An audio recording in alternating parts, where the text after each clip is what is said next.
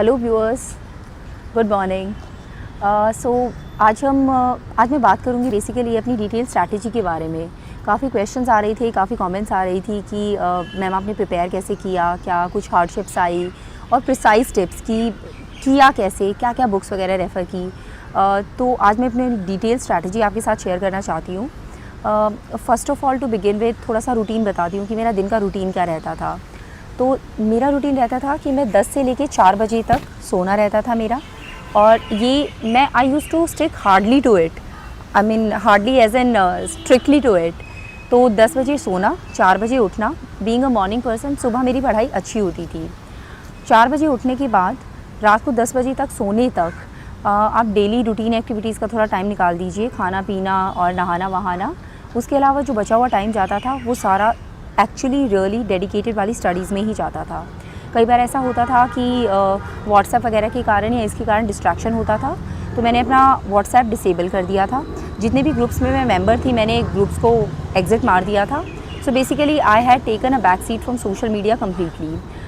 साथ में मैं अपने फ्रेंड्स और फैमिली वगैरह की बात करती हूँ। देखिए, मैं एक 4 साल के बेटे की माँ हूँ।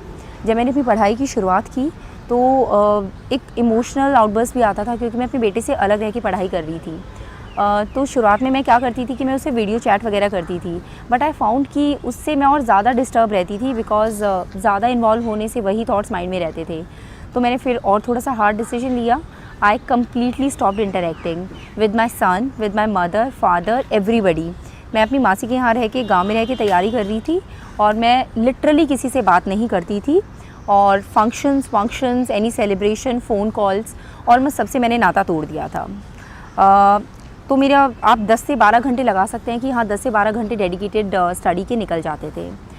उसके बाद मैं बात करती हूँ अभी छोटी छोटी चीज़ों की और बुक लिस्ट वगैरह की। देखिए, when it comes to book list, मैं आपसे सिंसियरली अर्ज करूँगी कि मैं आपको बिल्कुल ऑनेस्टली जो मैंने पढ़ा है सिर्फ वही बता रही हूँ। आप ये मत मानिएगा कि अच्छा ये कैसे हो सकता है, इसने ये नहीं पढ़ा या वो नहीं किया। तो मेरी बुक लिस्ट इस तरीके से है।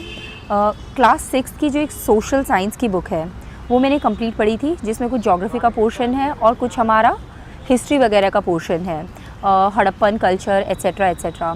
समहाउ क्योंकि मैंने इस बुक से स्टार्टिंग की थी, तो I don't know it's extremely important और नॉट, बट ये वाली बुक क्योंकि मैंने एक बार कर ली थी तो मैंने मल्टीपल टाइम्स रिवाइज़ की थी क्लास 6 की सोशल साइंस की बुक। इसके अलावा लोग बोलते हैं क्लास 6 to 12 सारी NCERTs करनी होती हैं। I didn't do that. मैंने बेसिकली जो फोकस किया था ज्योग्राफी, अब मैं सब्जेक्ट वाइज आपको बताती जाती हूँ, ठीक है। ज्योग्राफी के लिए मैंने NCERT की क्लास 11 और क्लास 12 की टोटल मिला के 4 बुक्स हो जाती हैं, 2 ईच, वो पढ़ी थी। हिस्ट्री के लिए मैंने इंडियन मॉडर्न हिस्ट्री के लिए जो अपनी छोटे वाली स्पेक्ट्रम आती है, डार्क ग्रीन कलर की छुटकू सी किताब है, वो पढ़ी थी मैंने। जो अपना एंशिएंट वगैरह का पार्ट रहता है, एंशिएंट एंड मेडिवल हिस्ट्री, उसके लिए तमिलनाडु बोर्ड की जो क्लास 11 की बुक है, I don't know whether you will get it hard copy और नॉट, बट वो मैंने PDF डाउनलोड कर लिया था। उसी में हाईलाइट करती रहती थी, कमेंट्स वगैरह ऐड करती रहती थी, और उससे मैंने एंशिएंट और मेडिवल कवर किया था। I found this book very useful. इस बुक में एक्चुअली आई फाउंड कि ऑलमोस्ट हर सेंटेंस से आपका एक ना एक MCQ बन जाता है, स्पेशली रिगार्डिंग वो कितने जो हमारे ऑफिसर्स के नेम होते थे मेडिवल टाइम्स में, अपना मनसबदारी सिस्टम, विषयपति, और जो भी अपने नाम वाम होते थे, मनसबदारी सिस्टम, ये वो, और लिटरेचर के सारे, कौन सी किताब किसने लिख रखी है, अकबर के ज़माने में कौन सी किताब लिखी गई, ये सब हर एक सेंटेंस से MCQ बन सकता है। भक्ति मूवमेंट और अपने जो कर्नाटक वॉर्स, मैसूर वॉर्स, ये सब मैंने इस किताब से किया था। आर्ट एंड कल्चर के लिए मैंने नितिन सिंघानिया की किताब रेफ़र की थी। ये थोड़ी मोटी किताब है और बहुत ज़्यादा इन्फॉर्मेशन है इसमें, हर एक सेंटेंस में बहुत सारी चीज़ें दे रखी हैं। तो मैंने दिल लगा के तसल्ली से इस किताब को किया था। बट मेरी आपको ये एडवाइस रहेगी कि आप बहुत ज़्यादा इस पर रिलाय मत कीजिए, नॉट इन टर्म्स ऑफ कि इस बुक के कंटेंट पे, बट आर्ट एंड कल्चर इतना एक्सट्रीमली वाइड टॉपिक है। आई फाउंड कि जितना मैंने उसमें मेहनत लगाया था उतना उसका आउटपुट नहीं आया। So output input ratio when we see, वो इसका थोड़ा सा कम था। सो माय रिकमेंडेशन इज़ कि सम पीपल से NCERT की जो आर्ट वाली बुक है, आई थिंक क्लास 11 की है, दैट इज़ क्वाइट गुड, तो perhaps you can go for that. Polity की बात करें तो ऑफ कोर्स लक्ष्मीकांत। कुछ लोग लक्ष्मीकांत के साथ DD बसु रेफ़र करते हैं, मैंने नहीं की थी। मैंने लक्ष्मीकांत का एक एक वर्ड किया था, कोई और बुक नहीं की थी। इसके अलावा जो हमारी इंडियन कॉन्स्टिट्यूशन एट वर्क एक छोटी सी किताब है एनसीईआरटी की, आई डोंट नो 11th की है या 12th की, उसमें से मैंने 2 चीज़ें की थी, एक एफपीटीपी सिस्टम और एक जो अपना होता है presidential system, semi presidential system, इनका कुछ कंपैरिजन। तो ये कुछ 2 पेजेस थे जो मैंने इस बुक से किए थे, क्योंकि दिस टॉपिक इज़ इम्पॉर्टेंट, वो मैंने मल्टीपल टाइम्स रिवाइज़ किए थे, बाकी बुक नहीं की थी। एनवायरनमेंट के लिए और इकोनॉमी के लिए जो प्रिंटेड नोट्स आते हैं मैंने वही किए थे। शंकर आईएएस के printed notes for environment and similarly economy के लिए एक जो राउज या राम्स के थे, I am sorry I am forgetting, तो ये वाला मैंने किया था। आई थिंक बुक के इन टर्म्स ऑफ कंटेंट ये सफिशेंट है। इसके अलावा बजट और इकोनॉमिक सर्वे, मल्टीपल रिविजन्स, उसकी हर एक स्टैटिस्टिक, हर एक स्कीम का नाम बहुत थरेली किया था। बीच में फिर मैं आपको ये भी बताना चाहूँगी कि करंट अफेयर्स के लिए मैंने सारा ऑनलाइन सोर्सेज रेफ़र किए थे। Insights on India is the website. My daily schedule used to be कि मैं उसके डेली के 8 जो डिटेल्ड सिक्योर इनिशिएटिव के क्वेश्चंस होते हैं वो रजिस्टर पे लिख के आंसर्स कंपेयर करती थी बाकी स्टूडेंट्स से। डेली एमसीक्यूज़ में उसके सॉल्व करती थी, पहले करंट अफेयर्स पढ़ना, एडिटोरियल पढ़ना और डेली के एमसीक्यूज़ सॉल्व करना। This used to be my daily time table for the current affairs portion. So in terms of strategy and book list this is done. For preliminary my advice to you would be, test series कोई भी करिए आप, एक ही कर लीजिए। मैंने एक ही की थी, बाकी लोग बोलते हैं कि कायदे से 2 करनी चाहिए, मैंने एक ही की थी इनसाइट्स ऑन इंडिया की, और मैंने इसे मल्टीपल रिविजन्स दी थी which is very very very important. ठीक है, कोई भी टेस्ट सीरीज़ करिए, स्पेशली फुल लेंथ टेस्ट पे फोकस रखिए, मल्टीपल टाइम्स रिवाइज़ करिए और उन क्वेश्चंस को मार्क करके जो जो आपके गलत हुए हैं उन्हें कई बार रिवाइज़ कर लेंगे ना, तो that will stick to your mind.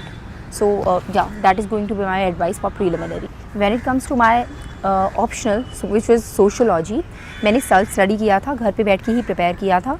तो मैंने क्या था, मैं मार्केट से जाके नोट्स ले आई थी 3, एक उपेंद्र सर के नोट्स जो उनके हैंड रिटन नोट्स मिलते हैं मार्केट में, एक महापात्रा सर के नोट्स, और इसके अलावा मैंने कुछ बुक्स ले ली थी, हरलम्बोस मोटे वाली ली थी, डार्क ब्लू वाली। तो ये 3 मेरे मेन सोर्सेज थे और मल्टीपल टाइम्स इन्हीं चीज़ों की मैंने रिवीजन ली थी। महापात्रा सर के नोट्स को मैंने सिर्फ पेपर 2 के लिए पढ़ा था और उपेंद्र सर के नोट्स को मैंने पेपर 1 पेपर 2 दोनों के लिए पढ़ा था। और जो अपनी हरलम्बोस है उसमें से कुछ सेक्शंस हैं, मैं लेटर और आपको उसकी डिटेल दे दूँगी कि कौन कौन से पेज वाइज मैंने पढ़े थे। ये मेरी स्ट्रैटेजी थी। ये सब पढ़ने के बाद कुछ समझ आना शुरू हो गया था। Being a science student, humanities थोड़ा पढ़ना खुद से टफ हो रहा था, लेकिन लेटर ऑन जब जाके मैंने टेस्ट सीरीज ज्वाइन की तो जो डाउट्स थे they are also got clear. So this was my strategy for optional. एक और मैं बताना चाहूँगी, मेंस आंसर राइटिंग के पर्सपेक्टिव से 4 चीज़ों का ध्यान रखिएगा। करंट अफेयर्स से लिंक करिए, use a lot of statistics, use the names of committees, expert committees which are constituted for various subjects, and use a lot of diagrams, be it flow charts or any other picture. Okay, so these all things will enrich your mains का answer. इसके अलावा मैं आपको ये कहना चाहूँगी कि देखिए प्रॉब्लम्स बड़ी आई थी, ठीक है, और बीच में बहुत बार ऐसा महसूस होता था you will not be able to do it. आपको ये ना लगे कि हाँ हर कोई टॉपर यही कहता है कि मुझे विश्वास नहीं था मैं बन जाऊंगा, ये मैं आपको जेन्युइनली दिल से और ऑनेस्टली बोल रही हूँ। बहुत बार ऐसे थॉट्स आते थे गिव इट अप, तो कहाँ इतनी लंबी जॉब करने के बाद अपना इतने लंबे समय और छोड़ के आ गई है।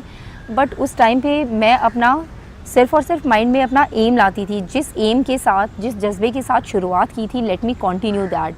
और अपने कई बार फ्रेंड्स वगैरह से बात कर लेती थी, भाई से, पापा से, माँ से, और रोना आता था तो रो के निकाल देती थी। सो मतलब इन सब तरीक़ों से मैंने अपने आप को मेंटली प्रिपेयर किया। लास्ट ईयर के जो टॉपर्स वगैरह होते थे उनके इंटरव्यूज़ वगैरह काफ़ी पढ़े थे, उनमें से कुछ टिप्स ली थी। So yeah people, this is my strategy, this is what I followed. बाकी आपके कुछ क्वेश्चंस रहते हैं तो I will be ready to answer them in comments. So wish you all the best.